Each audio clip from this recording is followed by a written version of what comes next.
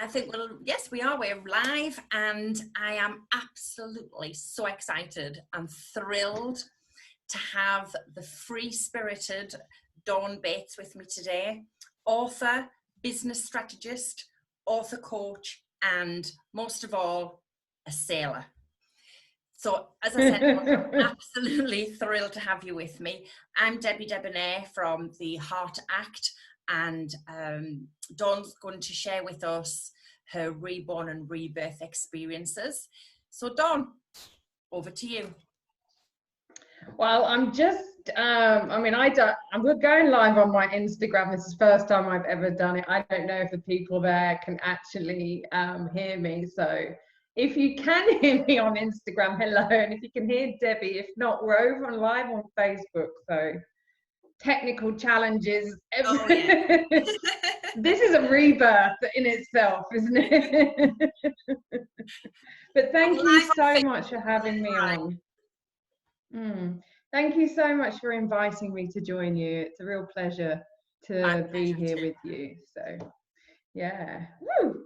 So, introduce yourself a little bit, Dawn. I know I've kind of given a little bit of tiny little sentence background, but just introduce yourself and then we'll talk more about your rebirth. Wow. But as you said, I'm an author, a business strategist. So I help, not only do I write my own books and ghostwrite for others, but I also help other authors either become an author or existing authors develop the business side behind being an author. And I work with influencers who want to stop hiding behind their business and actually show up as themselves. I sail around the world doing this, so I'm completely location free. I giggle every day, giggle therapy, it's a must. Yeah, and I'm a mother of 2 boys and 2 fur babies. Not literally, obviously, the fur babies, that was not a birth that I went through. No. That really does it. That would be a bit weird. That would be like the Daily Star kind of story in the UK, wouldn't it? But yeah, that's who I am.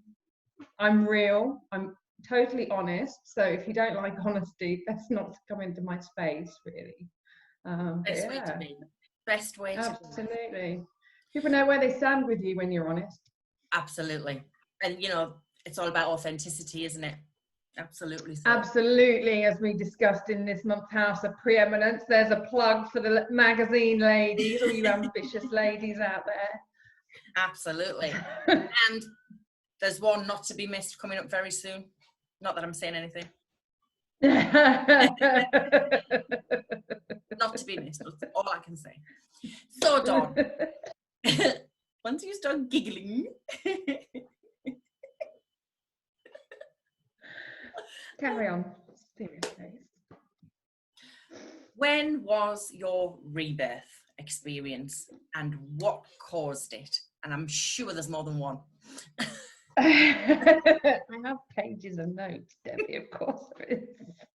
Well, I wanted to kind of clarify this because when we say what was the rebirth and when was I reborn, I think we needed to clarify that what I consider a rebirth and being reborn is. So for me, a rebirth comes from making that choice. So as a mother, I was like, okay, well, what is a rebirth? You know, it's when you've actually made that choice to actually step into the next level of your life or the next level of you being who you wish to be. And being reborn is when you've actually embedded that and embodied that into your actual being. Absolutely. And as a woman, we go through a cycle every single month. Okay, so we are reborn every single month. Every time we wake up in the morning, we are reborn. Every time we make a choice to be the best version of ourselves, we go through that rebirthing process. And then when we've embodied it, that's the being reborn. But before that, you've got all of the growth, you know, the challenges, you know, the lessons you're learning and the resistance that you're like, no, yes, you know, letting go of people that no longer serve us, letting go of clothing, housing, environments, habits. All of these things have to be in place. And we have to go through all of that before we can actually make that choice to rebirth, before we can actually embody it to be reborn. And I think that once we actually get present to that and we go, you know what, all of these challenges, it's all good. Everyone might think you're having a midlife crisis or you're having a meltdown, but actually, these are the most beautiful times of transformation. But because people just get so stuck in that whole social rhetoric, I'm trying to be polite here. There may be children watching, doubt it very much, but there might be. There might be some delicate daisies, who knows? But, you know, when people are so I remember when I was going through the Scotland saga, one of my most recent rebirths, like real massive trauma going on in my life at that point. If you want to know more, By Crossing the Line, it's available on all good bookshops. But being accused of willfully neglecting and abandoning my children, who I'm the kind of mum was like, come on, let's just go off on a road trip, let's go do stuff. I didn't like my boys going back to school after the holidays because I love having time with them, and you know, and it was just like, of all the things you could accuse me of, it's certainly not that. But going through that court case, there were so many rebirths, there were so many times to be reborn, you know, and it was just, like the expansion that I was going through. And there was this one friend who goes, I'm really worried about you. I think you're having a meltdown. And I just looked at her, I thought, what? No, I'm not. I'm having a breakdown, to have a breakthrough. And I think the thing is, when we're in the space that we're in, you know, where we go through this personal transformation, we're going after the life we truly want and not allowing social stereotypes to actually hold us back, or the social rhetoric and propaganda and keeping each other small. When we let go of that and go, yeah, we're not on the same wavelength anymore, I think it's time for us to move on. Thanks ever so much. It's been great. You know, it's just one party over, on to the next party. And you're definitely a girl that likes to party. Yeah, I am. I own that dance floor. You want to see me. Sorry, not sorry. Can I just say here, folks, Debbie and I were actually just having a quick chat before we came on, and I wish that I've got some questions just in case we run out of things to say. And I went, well, that's never going to happen, is it? No, never ever going to happen. We have to stop giggling for it to carry on, but yeah, into the flow. So, next question. So when you, as you have each rebirth and reborn, what difference or differences have they made in your life, in your environment, wherever you've been when they've happened? Okay. Well, I think the first, I mean, it depends on how far you want to go back, because I mean, I, like you, I mean, I tried to commit suicide years ago. Like when I'm such a perfectionist. I mean, there was lots and lots of stuff going on at the time. But when I got my mock exam results, I had just been assaulted by a taxi driver on the way home from college. I got, you know, and there was so much going on when I was in that space, and I was just like, I got my exam results, and I got less than 85%. That was the straw that broke the camel's back. Wow. You know, I'd got some, like, my dad had been made redundant, and that was like, what's going on in the family? Because, you know, there was just so much going on. So it was like, that was when I stepped up. I was like, you know what? I am never going to be made redundant. I'm going to work for myself. And that was like, you know, I wasn't, you know, I was like college, kind of like end of school, I kind of around that age. It's all such a blur. It's like a lifetime ago. And then, Yeah, it will be. you know, and then I met my ex-husband, and it was like, oh, well, then that was another rebirth. You know, he was an Arab. God forbid that someone from where I grew up married someone from a different town, let alone a different country. That's just, and then a different skin color. Oh my days, that's just horrendous that you would do that. You stepped You know, over and it was all really, the lines there, didn't you? I know, a different religion as well. That's just not on, you know. And it's really quite interesting seeing what's going on in the world at the moment. And I'm just like, oh, is this conversation still going on? Seriously? Have you not got nothing better to do? Get a grip, pull your pants up and get on with it, as my mother would say.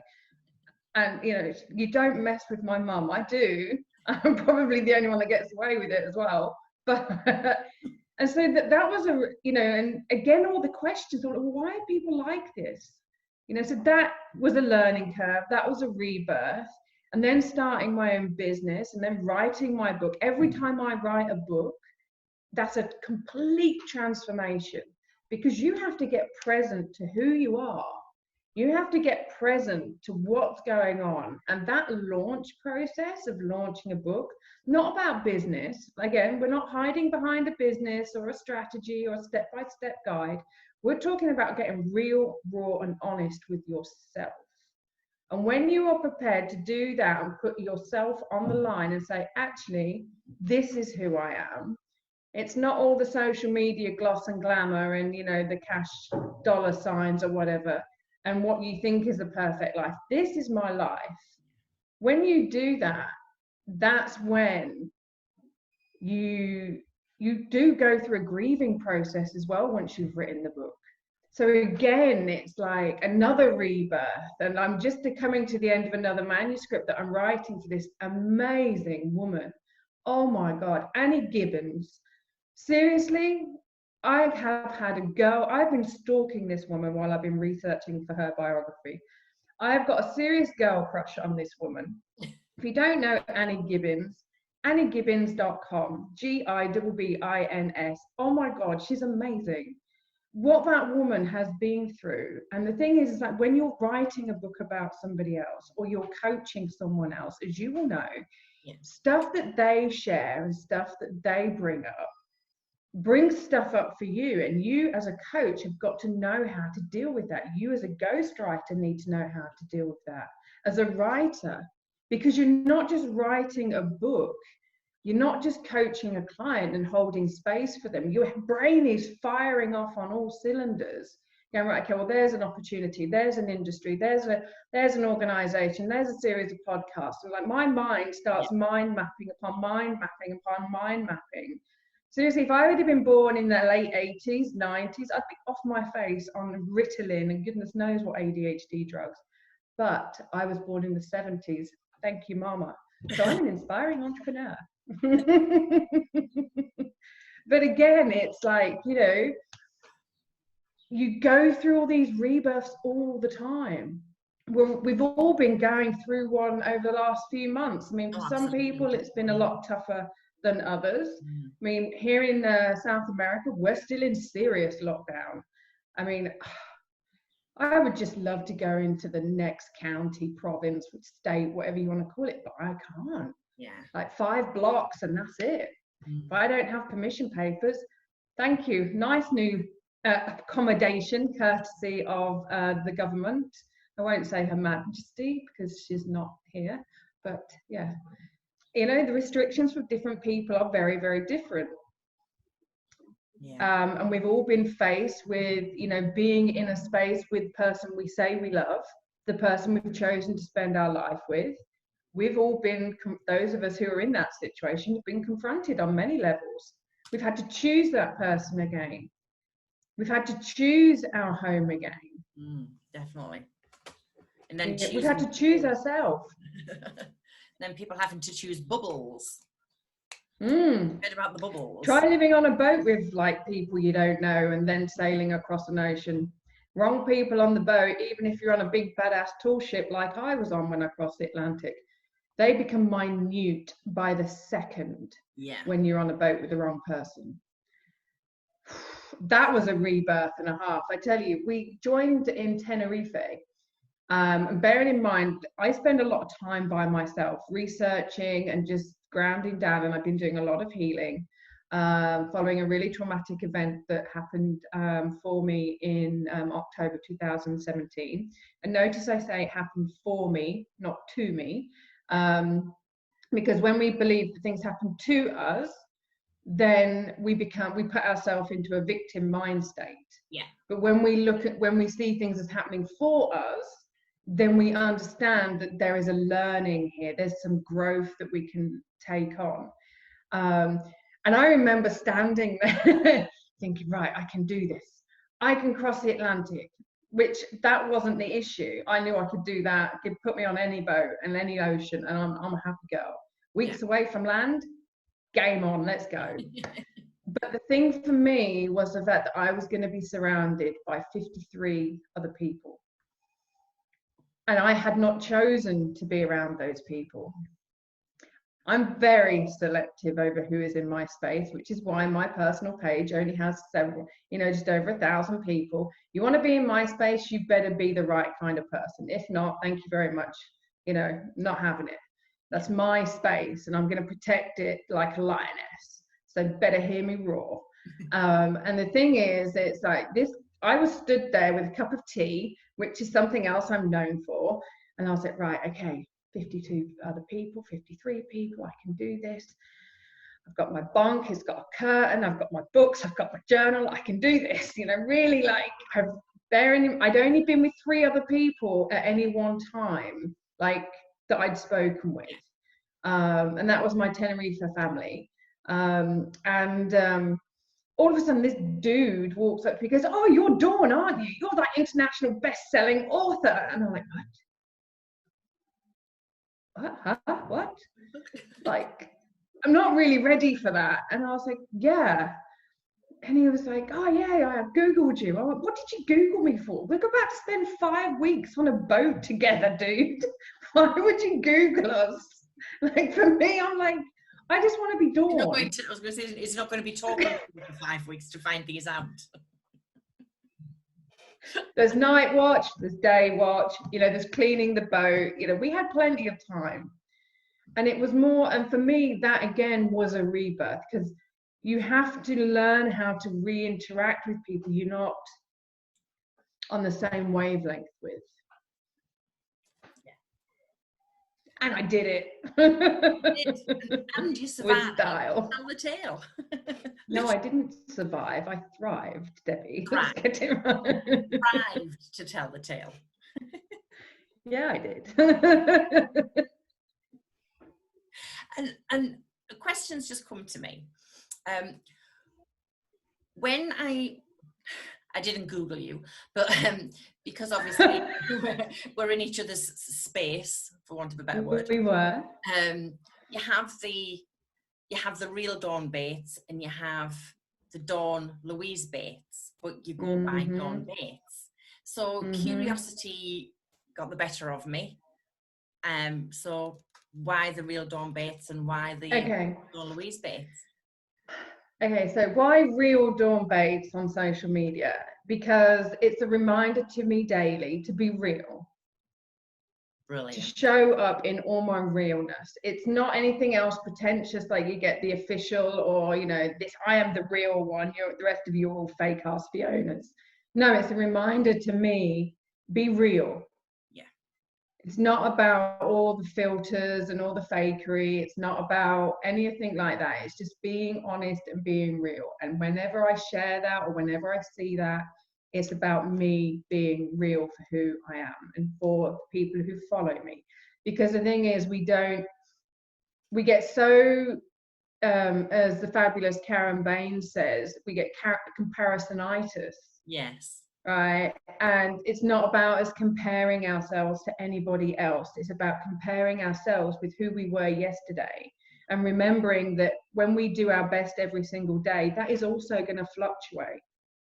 Our best today may not be as good as our best yesterday, because we may not be feeling as great as we did yesterday. We might have the flu. We might have the headache.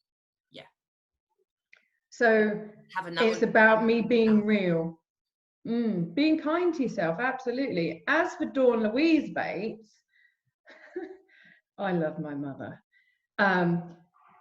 Those of you who, many of you will relate to this, because my mother, when I was younger, I'd used to sit there and I'd be reading, and like whenever I was in trouble, which wasn't often, wasn't really trouble, but my mum would go, Dawn Louise, and I'd be like, yeah, now I'm really in trouble. What have I done? The moment she mentioned the Louise, I was like, holy shit, right? Because I knew, like, she'd either been calling me for dinner or asking me to do something. I hadn't heard her. I'm reading a book. You've got no chance. Unless the book has bored me. Like, when I'm in a book, I'm in a book, whether I'm writing it or whether I'm reading it. So for me to be at ease with my middle name, this is a nice name. I like Louise. It's the more feminine after the straight to the point Dawn. You know, it kind of softens it. And again, yeah, and I was a tomboy growing up, and over the last few years, it's been about stepping into my femininity and really embracing my feminine energy. So the Dawn Louise has helped me do that, because again, it's a rebirth. We go through these birthdays, we go through these stages of our lives, you know, and again, it's embracing my femininity instead of always being in my masculine energy, always being the hustler. Or when you're an entrepreneur, a female entrepreneur, sometimes you have to prove yourself a lot more than your male counterparts. Now, I'm not going to go into the gender issues. If you want to do that, you can read one of my upcoming books. But the thing is, it's like, I was one of the first women, I think I was the first woman to bring touchscreens into the UK business market, as well as DVDs. I was the only salesman. The only reason I know that is because when Toshiba bought them to the UK, I was the only woman in the room, and we were the first company. And I'm like, oh, I was always the only woman, whether it was on the building site when I was project manager's assistant for Lang Management, you know, when we were building the John Radcliffe extension down in Headington in Oxford, you know, the only woman on a building site with, you know, your project managers, your builders, your, what do they call them? The surveyors. Yeah, all of, like, but, you know, whenever I went out, I ended up with lots of brothers. Lots of protectors, lots of people. It was great. Wine bars, clubs, restaurants, supermarkets, everywhere I went, all these guys were like, you're right. And yeah, it was great. Thank you. Yeah, it was good. So that's Dawn Louise, and that's why it's real Dawn Bates. That's fantastic. And also I love your perception on the reborn and the rebirth, because like you say, you know, when you ask somebody about a reborn and a rebirth, often it's the victimhood side of things, isn't it? You know, and seeing it as happening for you than to you, because I went through everything happening to me, because I lived in victimhood mode.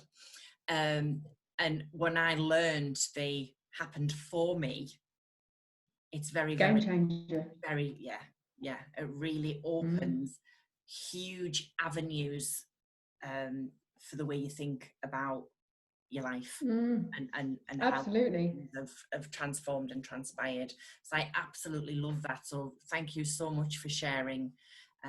You're welcome. Continuous reborn and rebirth.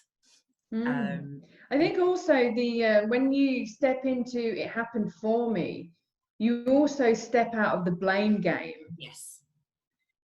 Because you then start to take responsibility for your own actions and your part in something. Yes. And, you know, there is none of that, well, it was their fault. It's your fault I've lost this, or it's your fault this happened to me. No, everybody plays a part. Yeah. Everything happens for a reason. And one of the things that I found really interesting in this online space, is a lot of the so-called coaches and highly spiritual people that have been banging on for years. Oh, this, you know, everything happens for a reason. Just trust the process. The moment this whole debacle and all of this whole COVID malarkey kicked off, the amount of people that actually crashed and actually was like put completely in fear. Yeah. And they started buying into it and playing into this game that's been going on. And you're like, well, did you actually believe any of that? Did you actually trust? Did you believe that everything happens for a reason? Because your actions are not showing that. That's right. You know, you've shown up in all of this. Absolutely, absolutely. I don't know if the people at on Instagram heard that, because you kind of went a bit of a Dave Clark, good for you techno moment just then. Yeah, ex-raver. If you can ever be an ex-raver. But that's it, isn't it? It's things, yes, they do happen for a reason. And when I say I allowed the bully, people say, but how can you say that at 8 years old? You didn't have a choice at 8 years old. You didn't know any better.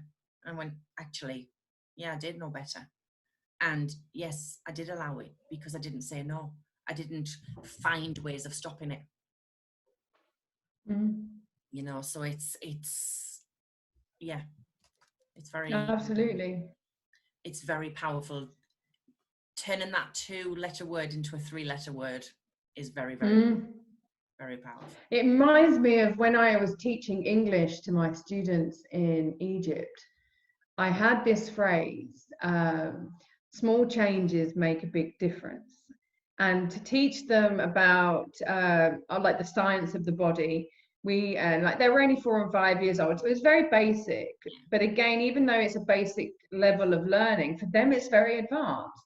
And it was changing the word fat to fit. Small changes make a big difference. Yeah. You know, and if you can change that halal sandwich to, you know, a banana, then, you know, not only are you getting rid of tons of sugar, but you're also getting lots of potassium. Yeah. And they love bananas. Halal, for those of you who don't know, is just a lot of sugar with sesame and pistachios, and it's very nice. But don't give me any, because I should be high for a week. I don't have sugar. My friend Bex used to buy me Haribo. She goes, let's get Dawn high on Haribo. Yeah. If she's watching, she knows what I mean. Her and Tina. Like, but the thing is, it's like, when we make these small changes, I always like to remind people that even the biggest deserts in the world, like the Sahara, they're all made up of tiny little grains of sand. The oceans are all made up of droplets of water. You know, grains of soil make up massive farmlands. And it's all these small changes and these new habits that we make that actually go on to make our greatness. And that's it. People, and, you know, going back to Karen's, you know, comparison syndrome. Comparisonitis. Yeah, I call it the comparison syndrome.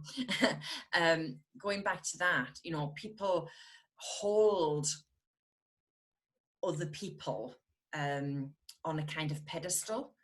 Mm-hmm. And it's their perception of what they believe is going on for that person.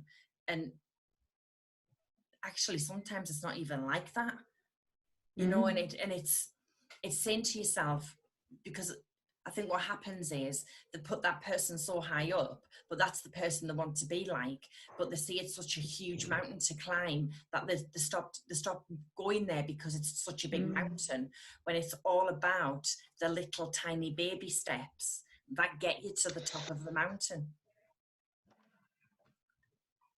Go on, Dawn. I have an issue with this phrase, baby steps. Okay, small. It really, you can see I'm triggered by it. And I know I've got work to do on this, but we're not babies, we're adults. Yeah. Right? And when we say we've got to take baby steps, when my ex-husband had his brain tumor, right? That was a rebirth and a half, I can tell you. What was really funny was the doctor gave me a leaflet on epilepsy. I went, he's not epileptic. He's just had a brain tumor. It's got nothing to do with it. What are you about? Oh, well, I stopped reading the leaflet, kind of threw that in the bin, went to the library and got books out on neuroscience and neuroplasticity and how to recode and program the brain, having worked with the chap Wyatt Woodsmall, Mr. NLP, for a whole day on his NLP program. Like, oh, it was just amazing. Great guy. But when we tell ourselves we're taking baby steps, this is not healthy. We can take, you can say bite size, or we can say take small steps. But when we say we're taking baby steps, like seriously? Or as like one of the little boys in my class in Egypt used to go, Sicily. Like, I love that little boy. I still say Sicily every now and then. Or en serio, as we say here in South America. See, learning Spanish as well as Arabic. But baby steps, and it's the words that we use. So what I've been calling. Why and what is it about baby steps that triggers you? We're not babies. But it's a way of limiting ourselves. Because it's like when people say the sky's the limit. No, it's not. There are 7 levels to the sky. And then you've got the cosmos. And then you've got the black holes and the wormholes. Who wants to stop at the sky? I want to go down wormholes through the black holes. I want to go on that roller coaster, that cosmic roller coaster. Yeah. I ain't going to let no sky stop me. Yeah. By the way, just so you know. No, it's fine. I was just thinking kind of like, others' perceptions on the baby steps. Because when I use the words baby steps, I don't see myself as a baby. I see it that it's a smaller step that I have to take. And just say you're going to take steps to get there. Get rid of the word baby. Yeah, but it doesn't. Because your brain is hearing it, whether you, because you've got to remember how the subconscious works. Yeah. I'm taking baby steps. And actually, when you said that, then you brought your hand backwards rather than I'm taking baby steps. I'm taking steps forward. Steps. Yeah. You're an adult. I mean, you try taking a baby step right now, literally. And this is one of the things we did with Wyatt in the NLP program that we had with him. It was like, take the size of a step of a baby. As an adult, try and walk like a baby. Literally, go and do it. Or try and sit down in a chair. You're either going to sit down or you're not. You're either pregnant or you're not. You can't be half pregnant. You can't try at doing something. Master Yoda, hello. If there is a guru out there, I mean, Yoda has got to be on the top level of those. There is no try. There is only do. Exactly. Right? Yeah. So you're either going to take steps forward or you're not. Yes. It doesn't matter whether you, and this is, it's like, no, you're taking steps forward. You can take leaps forward. You can take jumps. So again, it's about, you can take jumps. You don't say baby leaps or baby jumps, you say leaps and jumps, don't you? So absolutely. So why do we use baby steps? We're not babies. We are adults. End of lecture, by the way. Not. No, but I can. No, stop it. It's all about language, isn't it? It's all about the language that we use and how that language takes a part in how we move forward. And not often using language and not seeing the language for what it really is. And the reasons it can prevent you moving forward is the kind of, not the lack of understanding of language, but the lack of how that language can affect you either negatively or positively, depending on the language used, which is absolutely very powerful, isn't it? Absolutely. I mean, look at how it impacted my boys and my family and I back in Scotland 5 years ago. I spoke Arabic to my boys. Their dad's an Arab, so of course I'm going to speak Arabic to them. Did I know that there was going to be a racist, ignorant police officer there with his handcuffs at the ready to throw me in a police cell for 3.5 days without being questioned and then have 3 years to fight a court case? No. But because I spoke Arabic and people think that Arabic is an aggressive language, he was like, stop being aggressive to your children. Like, I'm not being aggressive. I'm speaking Arabic to them. Oops, there go the handcuffs, right? But the thing is, when we perceive a certain language, I mean, I absolutely adore Arabic. I think it's one of the most beautiful, if not the most beautiful language. You know, sailing around the world, you get to understand. I mean, I spoke Arabic because of my husband, but because also I've studied Islam and religion and like lots of theology. But for example, when we say please in English, the Arabs would say min fadlik, which actually, when you translate it, the closest you'll get is from your generosity. Like, I mean, seriously? From your generosity? How much nicer is that than please? Yeah. You know, and then when we say goodnight to each other in Arabic, tisbah khair. Yeah. I was going to say, please can be misinterpreted by the way you say please. Absolutely. The tonality of your voice. When we do take our clients on a guided meditation, you know, or whether we take them back on a timeline therapy healing, you know, it's the tonality that we're using, like the hypnosis and like the softness and the speed. When we're delivering a speech on stage, it's very different to us having a conversation here. There's a difference to me. It's like the word wallahi, the name of my second book. When you use wallahi in a very Arabic sense, depending how you say that, again, means seriously or what, like, and it can be said in shock. It can be said as, like, are you for real? Seriously? Yeah. Or it'd be like, seriously? Wallahi? But when you use it in an Islamic sense, it means swear to my God, because the I on the end means my. Like yani is I have. I think yani? No, yani is I mean. Yeah. Andik is I have. Andik. So again, it's like when we learn these languages, like here in South America, basura, you know, I was just like, what, basura? Like, means hurry up in Arabic. But here it's rubbish. I'm like, what? And one of the words here that really has done my head in is the word molester. Like, to mean I'm bothering you. Am I annoying you? And I'm like, oh my goodness. what?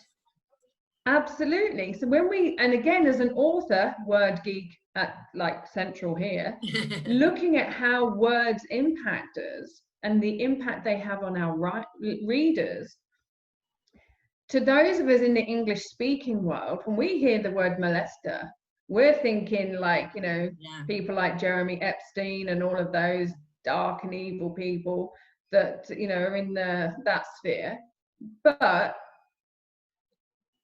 here in Spanish language, it only means like to annoy or to bother. Yeah. So you can imagine like the shift that I've had to go through as I'm learning Spanish. Like, another rebirth. Yeah, you're not joking. You should hear my sentences sometimes. You know, they start off in Arabic, they might go into Spanish, and then some Donglish. I'm now calling it Donglish because I don't think I have a language anymore. It's just a it's just a mixed bag of, you know, I can sail in German and in Austrian. I can sail in a bit of Italian. I can speak some Spanish. Argentinian Spanish and Chilean Spanish is slightly different to the European Spanish, and I no doubt when I get to Costa Rica and Mexico, it will be completely different again. Again, the Arabic language is as diverse as the English language. Yeah. And when I meet Arabic people and I start speaking to them in Arabic, they're like, where are you from? I'm like, I'm from England. White English girl speaking Arabic? And like, is it Egyptian? Is it Fusha? Is it Modern Standard? Is it Shami? And yandik Arabi shorbat fi mukhti, which means I have Arabic soup in my brain. And that's not even a phrase, that's a dawn phrase. So yeah, language makes up our world, and it's not just a spoken language, it's the language of our eyes and our facial expressions and our body language and our energy. Yeah, I feel you before you've even entered my space. I will look at people's faces, like when people send me a friendship request on Facebook, I look at their photo. If it's not a happy smiley one, if they've got a miserable face, I don't want you in my space. Absolutely not. If you cannot be bothered to put a happy smiley face or a nice picture on your Facebook or on your social media, why on earth would I want you in my space? And if you have got a white military, you know, the all-American boy, guys from the Indian subcontinent and the West African subcontinent, I'm talking directly to you right now, stop it. You know, they've got all of these all-American pictures and they've only been created in the last few months, but they've got hundreds of posts. And you know what? I speak and read Arabic. I see your friendship list or not, and I can see whether you have lots of females and only females on your Facebook profile. You really think I'm going to accept your friendship? Not on your Nelly. Delete. Try and explain not on your Nelly or Bob's your uncle to someone who's not English. Listen, I find it difficult to explain to people here in Manchester what some of the Geordie phrases are, because I mean, I'm from Newcastle and I still don't understand half of them. Yeah, you are. You know? Go to Sheffield then. So, you know, dialect in itself is, before you even hit another language, is... Well, exactly. Look at bread rolls. Are they bread rolls? Are they baps? Are they cobs? Are they bread cakes? Are the bomb cakes? Bomb cakes? When I first came to Manchester, bomb cake? What's a bomb cake? Well, when I went to Sheffield, I was like, why would I want a cake made out of bread or bread made out of cake with like salad and avocado? Like, what? Yeah. You folk in Sheffield are a bit strange. Bread cake. It's a bread roll, for heaven's sake. Bread bun. You come from Jordan. Yeah, it's bap. And then when you get a stotty cake, well, that's even... Oh, don't even go there. Another thing on its own. But again, baps means something very different to the locals in England. So whether it's baby steps we're taking or whether we're saying it happened for us or to us, again, we've just demonstrated how our language makes up so many different aspects of our life, and the impact it can bring us. Humor, it can bring us, you know, confusion and like fear, but also the communication we have with our ringtones on our phone. I remember working with the Asylum Seekers Council, and when we were doing a lot of work with refugees, etc. We all had to turn off our ringtones on our phone and just have them on vibrate, because when a ringtone goes off, it might actually trigger a traumatic experience in the people who have just escaped from civil war or from the guerrillas. And I'm not talking about the big hairy ones either. No. Because the ringtone, can you imagine a gorilla walking around with a Facebook profile? The latest tangent. Yeah, wow. And the thing is, when that ringtone goes off, when a child hears it, that might trigger a memory of seeing their father or their mother dragged off or shot in front of them or raped in front of them. And so we don't know the impact we're having on people by the words that we're not even aware we're using, i.e. I get triggered by adults saying baby steps and seeing adults reading children's books. There are plenty of great adult books out there. Start reading them. Stop being a child. Grow up. I like my Enid Blyton Tuppenny Fifo and Jinx. Oh, when you posted that the other day, Enid Blyton, it's quite interesting because Khalid, my oldest, said when all that Scotland saga kicked off, he goes, Mummy, because then they were still calling me Mummy. Now they've switched to Mama because I don't like Mum. And they're too old to call me Mummy, but I'm just like, no, Mama's good. He was like, Mummy, why is it you're taking us off on all these adventures like we read about in Enid Blyton, and they thought they get us to read all these adventure books, but when we go off on adventures you get arrested. I'm like, well, you know, Adventure all on its own. she's a great writer though. Amazing. Yeah, I think I had every single book she ever wrote when I was little. And Nancy Drew. Oh, I wanted to be Nancy Drew. Yeah. I was Nancy Drew. I'm telling you, I was Nancy Drew. Hours in the Attic was another good one. That was dark. Did that? That was dark. What was it called? Virginia Andrews. Hours in the Attic. Hours in the Attic, very dark. Right, A Passage. Again, a rebirth. You read a book like that for the first time after Enid Blyton, there's a rebirth all in itself. Oh, gosh, yeah, absolutely. Oh, Dawn, this has been absolutely fabulous. Lots of laughs. I'm glad you've enjoyed it. I have. Yeah. Good. Lots of laughs. Lots of real, just truth and authenticity that people can take, and an understanding of so many different things that can affect our lives. You know, not just, you know, the physical or the mental, but everything else that goes in between. So thank you so much for being with us today. You're absolutely welcome. It's been a pleasure. Anytime.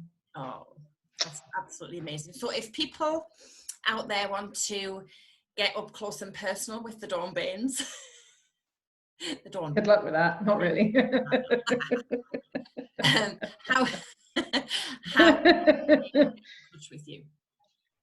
Well, they can follow me on Instagram, or if they do Twitter, that at Real Dawn Bates. That should also find my my public figure page on Facebook. I'm also on LinkedIn, and there's also like my personal page.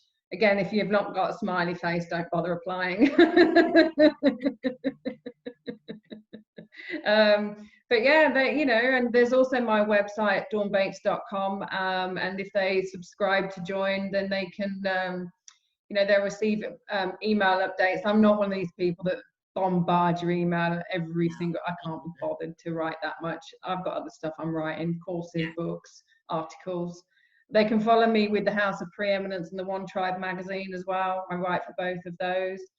So that you can find me. Just Google me. Yeah. Just Google me like the guy did on this shit.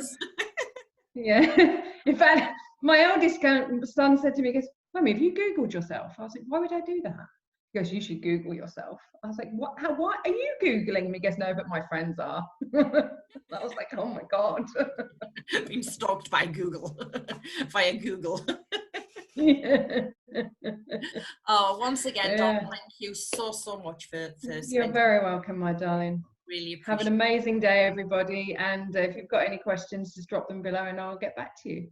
That's brilliant. So everyone, a big thank you to Dawn, and thank you to all of you who are either watching live or come to this at a later date. It's full of just amazing information and support for everyone out there. So once again, I'm Debbie Debonaire from Heartact, and I'll see you all again very, very soon. Ciao.